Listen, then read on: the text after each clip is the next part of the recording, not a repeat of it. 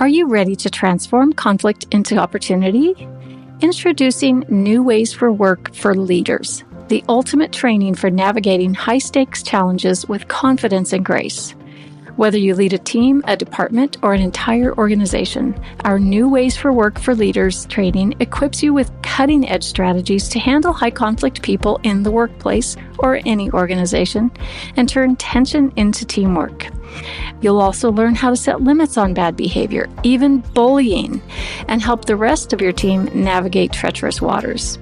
And whether coaching or anything else can help. Don't let conflict derail your leadership success. Invest in your skills and unlock new ways to lead everyone on your team. Join us at highconflictinstitute.com. The link will be in the show notes.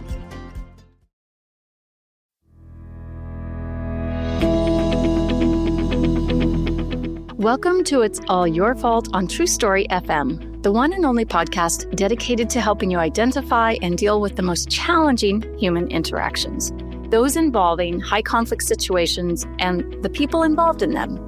I'm Megan Hunter, and I'm here with my co-host, Bill Eddy.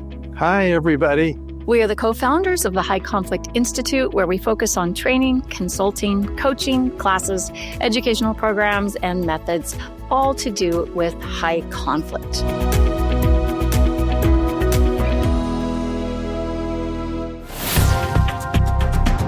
So today, Bill, we're going to talk about anger, but first I thought I'd ask how your weekend went. It went fine. Actually, spent a lot of time researching bullying for a new program I'm going to be giving to probably 300 mental health professionals on dealing with child bullies and adult bullies. And so that was for me, that was fun because I read a lot of research, and some of the more recent stuff is very, very interesting, especially about online cyberbullying, etc. So it goes with my book, Our New World of Adult Bullies. But child bullies are still there. Yep. And they're online. Yeah, interesting. I didn't do any research. Yeah, I was going to say, how was your weekend?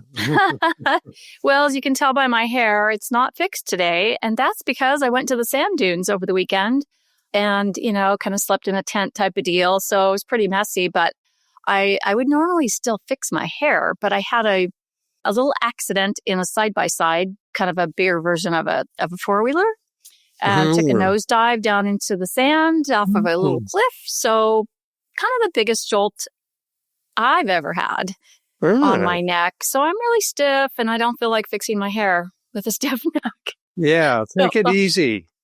Easy on your neck. You're going to need it for a long, long time. Well, Bill, that's a very good point, because what I decided after that was no more of that kind of stuff. It's just too, your spine, your neck, your everything is just way too important. And I don't want to be in pain, nor do I want to be diverted from doing my career and my life in any way, and it's just, those things are really precious. So no more of that. Yep. But well, I'm glad you had fun until then. Yeah, it was fun. And we still even had fun after then. So it was all good. All good. But I didn't do any research on bullies, but interesting that you did. And I mean, I would think there's a lot of tie into anger and bullying, particularly not just for the bully, but even more so maybe for the person who is being bullied, because that anger and resentment is going to build up, right? Yep. And that's part of the issue. Everyone gets angry, but what they do with it is the big question. And there's a lot of helpless anger that bullied people express that doesn't help them. So I'm looking forward to today's discussion. Helpless anger. Interesting. Okay. So last year, a piece of research came out of Ohio State University, and it was a meta-analysis of over 154 studies involving more than 10,000 participants. They were, kind of looking at the myth that when you get angry, if you will just vent about it, scream into your pillow, hit your pillow, scream into the wind, all of those things, that will feel better after those. They found that maybe that's not really the case. And that what really works to reduce anger is to lower your physiological arousal. In other words, turn down the heat. Sounds simple. We all know it's not that simple.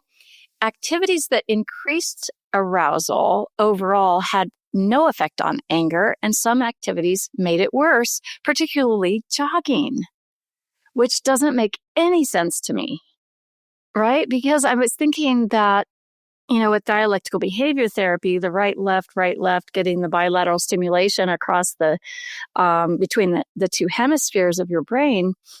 As you walk, you're doing right, left. Your eyes are going right, then left, and your hands are, your arms are moving, your legs are moving. And the result being you feel better, right? You feel calmer with both hemispheres connected. But so I would think that it would be the same with jogging. Oh. Are you surprised too? I am totally surprised because I recommend to people go for a walk, maybe even go for a run as kind of use up that upset energy. You've got the cortisol flowing in the body and the adrenaline. And I had understood that some degree of physical activity was good for draining off those chemicals. So this is very good to know. And that was only one solution, but I now will take that off my list. Well, I don't know. We'll have to dig a little deeper, Bill, because it's surprising, really surprising to me. Because beyond draining off all the cortisol and that, I would just think that the physical movement and again, that left, right, back and forth should help someone feel calmer. And I've even recommended to people that if they're going to have a difficult conversation with someone, maybe it's easier and will go better if you take a walk together. So maybe taking a walk is different from jogging. Yeah, we'll have to do a deep dive. I actually already have some thoughts about that. Of course you do. So everyone experiences anger, obviously. In high conflict, though, there seems to be maybe a more intense anger all the way to rage.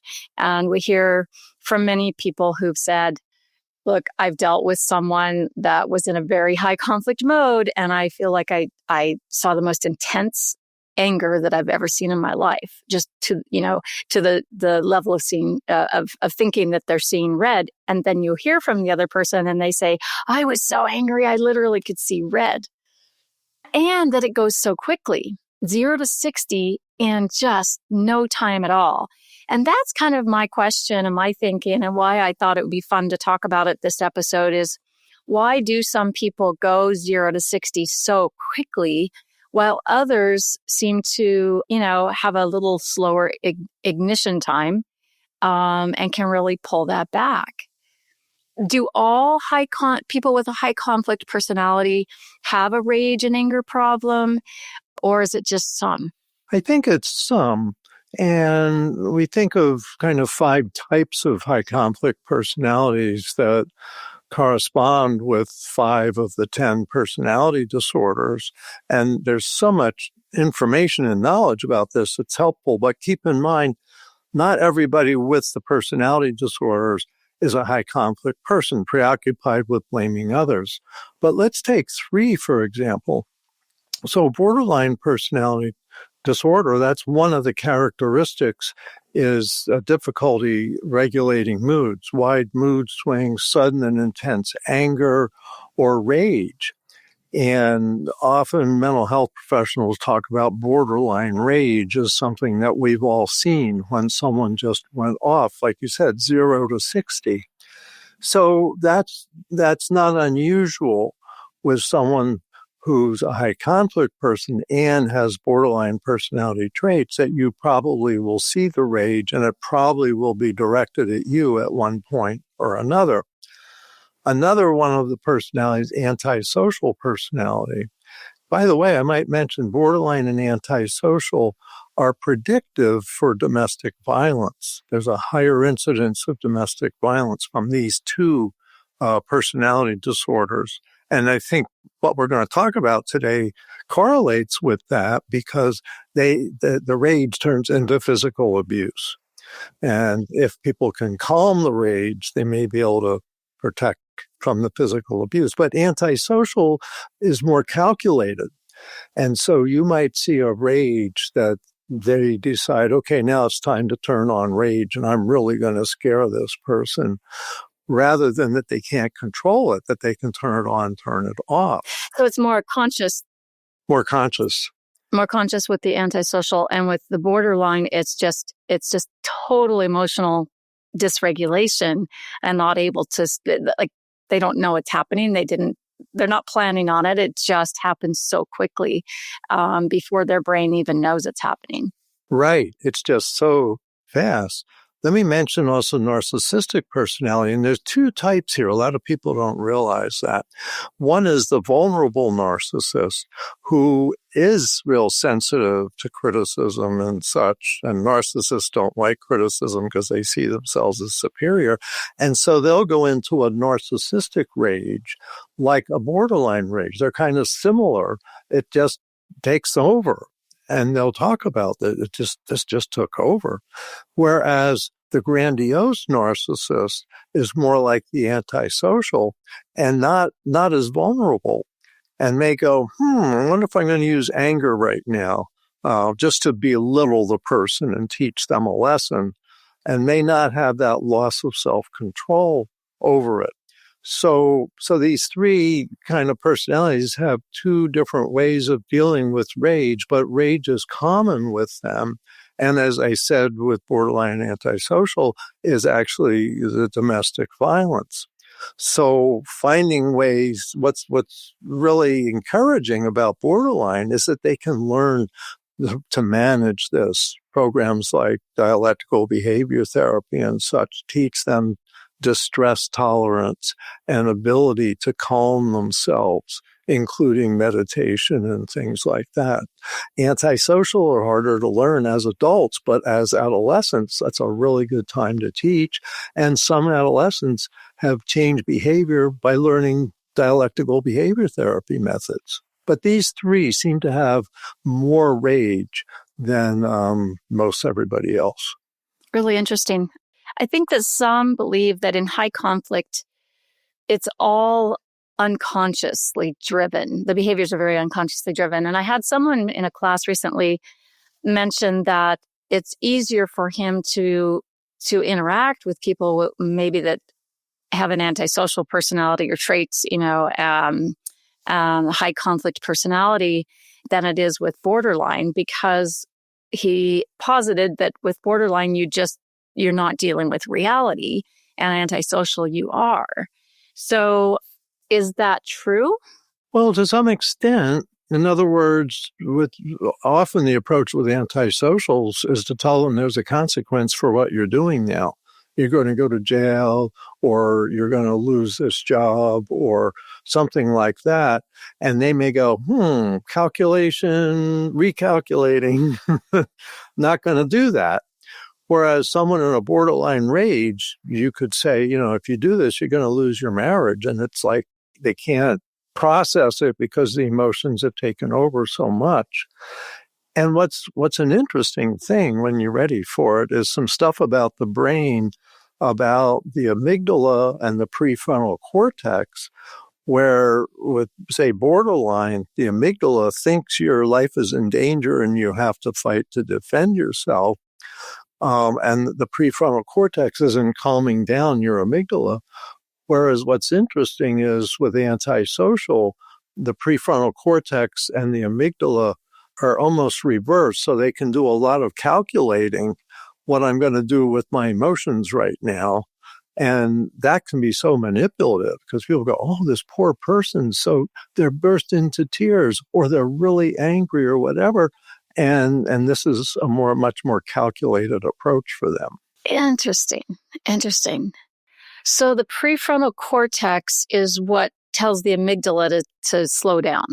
Yes, and actually a very interesting thing is that's most of what adolescence is about, is learning what's a crisis and what's not. Because the amygdala goes, oh my God, it's a crisis. Your girlfriend didn't call you back. It's already been 10 minutes. And your prefrontal cortex says, it's only been 10 minutes, and you're going to see her in an hour somewhere or whatever. Or you're going to have a few more girlfriends, so you're going to survive, not to worry. And it's like the prefrontal cortex can tell the amygdala to stop sending out all those cortisol chemicals and adrenaline chemicals. And that's why they say the adolescent brain isn't really fully developed till the mid-20s. And that's a lot of what it's doing. That prefrontal. Yeah, is saying what's a crisis and what's not a crisis. Whereas by 15, you're really trying to figure that out. So with borderline and those intense rages, that prefrontal cortex, it's there. It's not that it's missing. It's just not strong enough to override the amygdala response. I think that's a lot of what it is. And they talk about with borderline that a lot of borderline begins maybe around 18 months of, as an infant, when you start learning to manage your emotions. And for one reason or another, they don't learn that as well. And it's a lot about close relationships. So you might not see any of this rage and anger at the office. But when you live with this person, it's like, oh my goodness, here we go again. So it's that close relationship where you see this lack of self-restraint. Interesting. Because here we go back to my PhD in reality television. One of the shows I've been watching for many years, and it's about couples. And one couple, the very first season, we saw just outrageous behavior directed toward her partner. And this was before they were just dating at that point. But, just screaming, raging, throwing things at him and all of that. And then they got married, as you do. Yep. Here we are a few years later, and it seems she's appeared to be able to manage it in front of the cameras better, right? Kind of in a performance setting.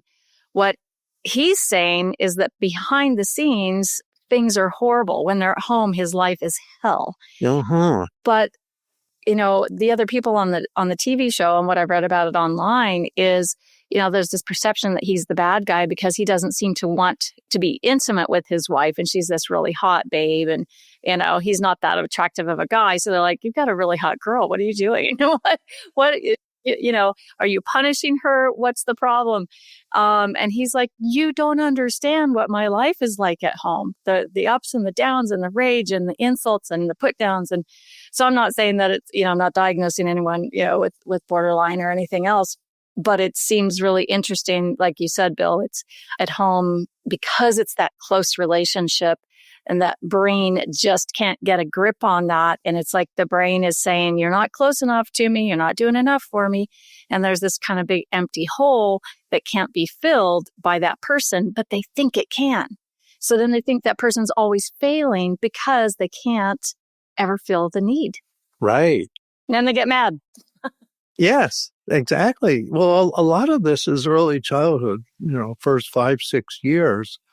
And if a child isn't taught self-regulation or is abused or has an insecure attachment with their parent, they may not learn this emotional self-regulation, which you mostly learn by mirroring your parents and how they manage stress. And so if your parents aren't managing stress, you're not going to learn how to do that. But also, this is learning close relationships. We learn that in the first 5 or 6 years of life. Going to school, being a teenager, getting a job, all that stuff is a different level. And it's not as personal. But in close relationships, it's really personal. And that's where this shows up, that they never learned it. And that's why what's exciting, especially with people with borderline traits, is dialectical behavior therapy, some of the other cognitive behavioral therapies, where they learn the self-restraint and self-management, which makes their life so much happier, that they didn't learn in their first 5 or 6 years, either because of just not great parenting, or maybe biological tendencies. Some people have great parents, but still lack this piece. So there's hope, in other words. Yeah. So This same study, a few highlights from it. Of all of the negative emotions, anger is the one people have the most difficulty regulating. So if in general, that anger is the most difficult one for everyone, just imagine what it's like with someone who, kind of has it at a traits or disorder level and really can't manage it. And I bring this up because I think it helps us to not judge and demonize someone that has really intense anger and rage. You just have to understand them and use a skill to help calm them. Activities that decrease arousal, anger arousal, according to the study, breathing, meditating, counting, those kind of things, I think really do decrease arousal.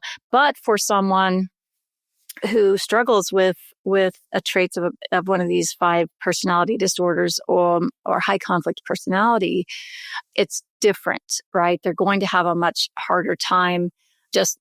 So don't tell someone, well, you just need to breathe. You just need to calm down, because it's so intense. And like you said, this is primitive and it's crisis. It feels like crisis in some, to a level of complete fight or flight. And that is powerful. Well, let me say something. I want to say something about the high conflict personalities and why they have difficulty with this. Because the high conflict personalities are preoccupied with blaming others.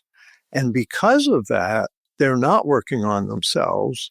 So in other words, people with borderline personality disorder that aren't high conflict people may go into DBT, dialectical behavior therapy, and be really interested in learning, how do I manage myself and my relationships better? But the high conflict people, preoccupied with blame, don't work on themselves. And so that's why you may see over the years of a relationship, absolutely no effort. And in fact, justifying their rage, their venting. Well, look at what you did. You didn't put your socks away, so I have to teach you a lesson by raging at you. Or you came home 10 minutes late, so you must be having an affair, and so I have to rage at you. So that's the difference, I think, with high conflict personalities, is this preoccupation with blame shuts them off from learning. And that's sad. I see that in a lot of family court cases, even where people are ordered to take DBT and it doesn't take hold because they're high conflict people and preoccupied with blame.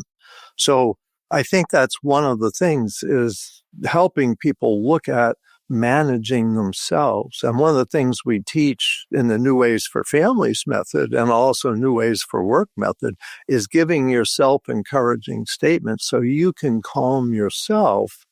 But that's a cognitive technique. That's why I'm interested in this research. So go ahead. Yeah, well, I was looking at that article about jogging, and firstly, it says activities that increased arousal overall had no effect on anger, and some activities made it worse, particularly jogging. Activities that increased arousal were generally ineffective, but also produced a complex range of outcomes. Jogging was the most likely to increase anger, while physical education classes and playing ball sports had an arousal decreasing effect, suggesting to the researchers that introducing an element of play into physical activity may at least increase positive emotions or counteract negative feelings. Now, that's interesting. Well, a thought you triggered for me is, and I'll have to come back to this, my workplace high conflict person favorite is Steve Jobs.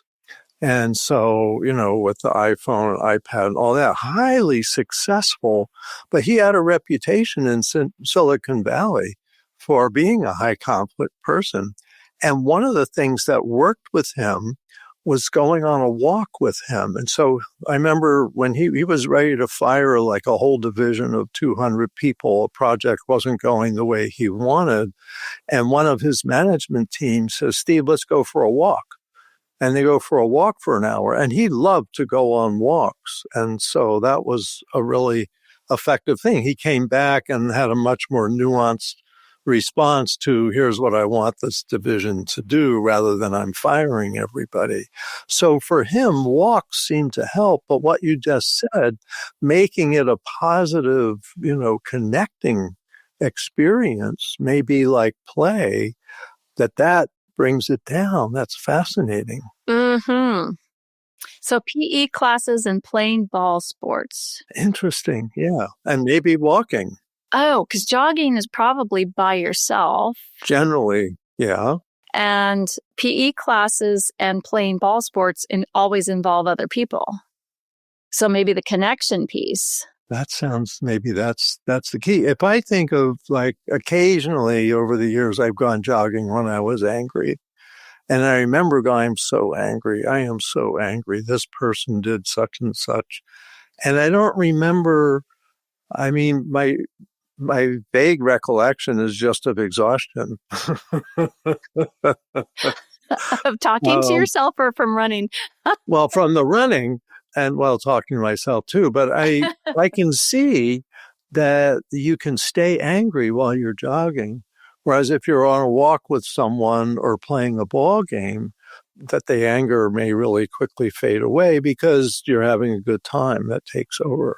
Interesting. Yep. Yeah, really. I learn something every time. I know. It's great. It's great. They sum that up by saying going for a run is good for your heart, but it is not good for managing anger. And then they start the abstract with anger is an unpleasant emotion that most people want to get rid of. Some anger management activities focus on decreasing arousal, whereas others focus on increasing arousal. So the decreasing would be the deep breathing, mindfulness, meditation, whereas increasing is hitting a bag, jogging, cycling, that type of thing. Oh, and they mentioned cycling in there, which is also kind of an individual activity, even if you're biking with someone else, kind of like jogging. So it's like the connection maybe is the thing, which reminds me, I had a guy tell me this last week. He's had a lot of struggles with his spouse, argumentative and lots of anger. And so I've been working with him on connection skills and using ear statements. And I mentioned eye contact. So it's been about 6 months since he and I had worked together. And this last week, he said the thing that works the best for him is when his spouse is angry, he gives her eye contact. Really, he gets pretty close to her and looks into her eyes, and it calms her down. Mm-hmm. Maybe it's that connection. Almost immediately, even without an ear statement. It's the connection. And to me, it says this is a person whose reactive brain is screaming and for what it craves, which is connection. And when you give someone eye contact, that is an absolute connection. And the brain must register that as so and responds in a positive way. Interesting. And in a way, this reinforces our ear statement method because when someone's really angry, you want to get angry back or get away. And ear statements are a calm way of connecting. And usually within 30 seconds, they calm down 90% or more of people. But the eye contact piece, that's fascinating. That really helps. Also, another thing, and law enforcement does this a lot, is when they're dealing with a difficult person or maybe mentally ill person, someone who's seeming to be out of control, is to get their first name. What's your first name? Oh, okay. Yes. And then use that first name and say, I can see this is a hard time, Bill. Or, let's walk over here, Bill. Or, Bill, I think I can help you with this. And so using your first name, maybe that works because it's a connection. Yeah.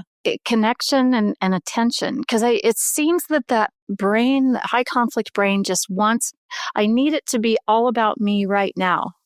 Yeah. So if I'm looking in your eyes, if I'm saying your name, I'm making it all about you right now. And this may fit with the early childhood piece. If there's an insecure attachment with a parent and the child is feeling disconnected, and for kids, rage is one of the things you do when you're disconnected to get reconnected.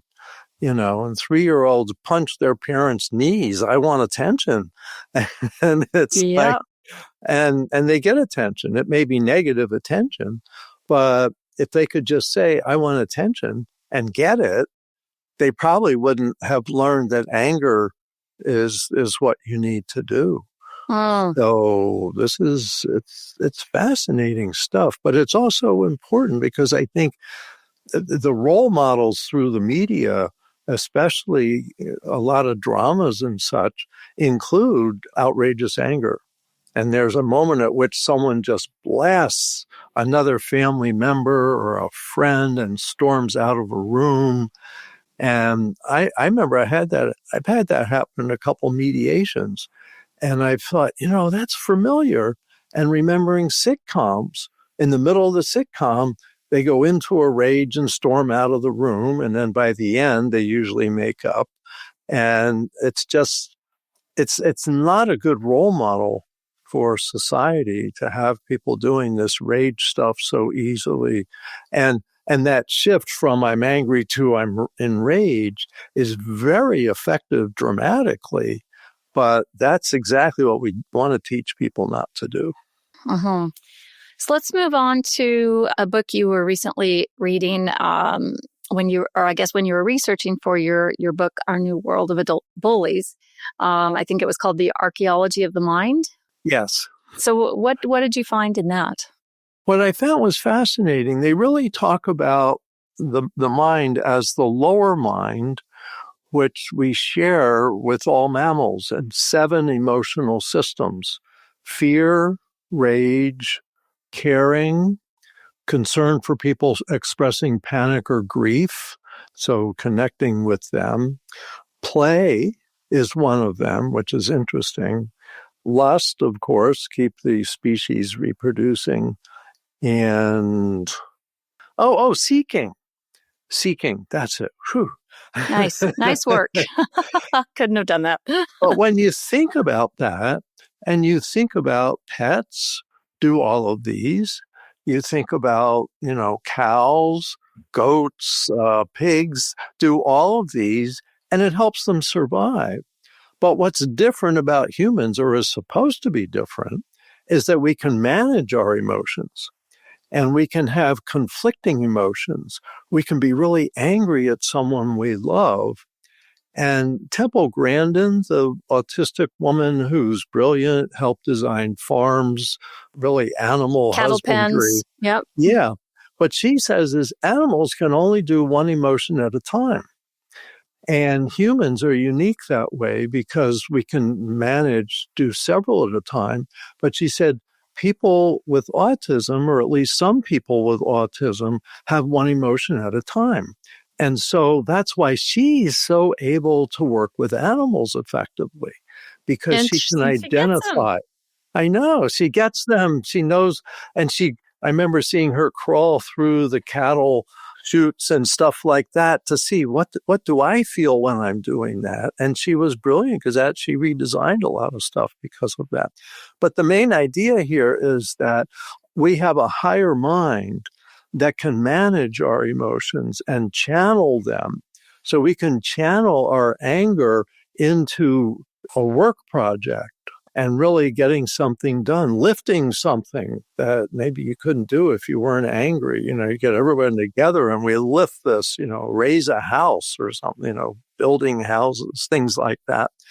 So the thing is that we need to refine learning how our higher mind can manage our lower mind so that we can succeed in today's world, because you can't just get angry at your boss and keep your job like that. Yeah, and all the rage we see, on the highways as people drive, and anger at sports games, and now it's all kinds of things. A lot of unrestrained anger, and I think there's going to have to be a lot of calibration of that. There's got there's too much unrestrained anger. And going back to the cows, Bill, just for a second, having grown up I know you know about them. So you learn so much when you grow up around animals. So my grandpa had Herefords, the breed of cattle called Herefords. They're red and white, and they're very docile. So during calving season, you could go up and put a tag in the calf's ear right after it's born, give it its shot, vaccination, mess with it, whatever you need to do, like we do, when they're new.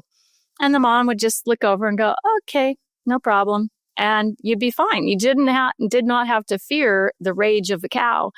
And then Dad shifted to Black Angus cattle. And they are not like Herefords, let me tell you. They are the ragers. Oh my gosh. They're hyper protective of their calves. And so it's always a risk of life and limb when you're out tagging calves of a Black Angus mama, because they're just so, they start pawing the ground and they're suspicious and they're paranoid about you. They are going to protect that calf no matter what. So you might get tossed in the air or something. You got to be fast. You got to be very fast and very cautious. So, and that goes to kind of the point of genetics, right? We all come from different, even with that we have high, a wise mind, a higher mind, and a lower mind. We're all born a little bit different. And I think genetically, some of us are going to pop off easier than others. And if that's you, you just have to know that about yourself. Don't beat yourself up about it, but do something about it. Figure out what your triggers are. There are many other impacts or instigators, I guess, and that could be, stress. It could be hormones. Hormones have a huge impact on anger and the inability to control it at different stages of life. I mean, there are lots of other things that come into play, maybe medications you're taking or, things like that. So it's something that, like, anger is normal. It is a part of our whole range of emotions, but not managing it is not okay. Exactly. We live in a world where you can't just do that. Like you said, just pop off on somebody. I really like what you're saying, and I really agree that we're all born different. And this is one area, because a lot of the research, like on antisocial personality disorder, says it's significantly genetic, that a lot of people are born with those tendencies, and possibly borderline as well. There's people that have these issues and come from families with really mellow parents and everything's loving and friendly, and they go into rages as a child. And it's like, this didn't come from this mom and dad. They're not mirroring this mom and dad, but learning about that has helped them so much, learning they can manage their emotions. And like we teach in New Ways for Families, give yourself encouraging statements. And in a way, you're kind of connecting that way with yourself. You say, people love you, or I can get through this. I've gotten through things before. And you can calm yourself and maybe represent that connection is, my children love me. And even though right now they're angry at me, it doesn't mean I'm doing anything wrong. I'm setting limits and they're angry about it. So I think what you tell yourself is, to me, always been one of the biggest ways to calm anger and redirect it. But I'm excited to learn about what physically helps and what physically doesn't help. Yeah, maybe we'll talk about that a bit more next week as well.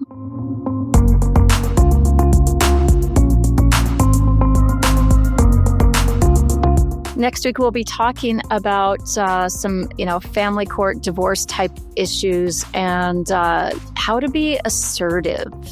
We were just talking, you and I last week, Bill, about this, and I learned some new things about it, being assertive. And it's changing the way I'm presenting information and in my training. So thank you for that. So we'll be talking about that next week. In the meantime, send your questions to podcast@highconflictinstitute.com or submit them to highconflictinstitute.com/podcast. Until then, keep learning and practicing. Be kind to yourself, to others, while we all try to keep the conflict small and find the missing piece. It's All Your Fault is a production of True Story FM. Engineering by Andy Nelson. Music by Wolf Samuels, John Coggins, and Ziv Moran. Find the show notes, and transcripts at truestory.fm or highconflictinstitute.com/podcast. If your podcast app allows ratings and reviews, please consider doing that for our show.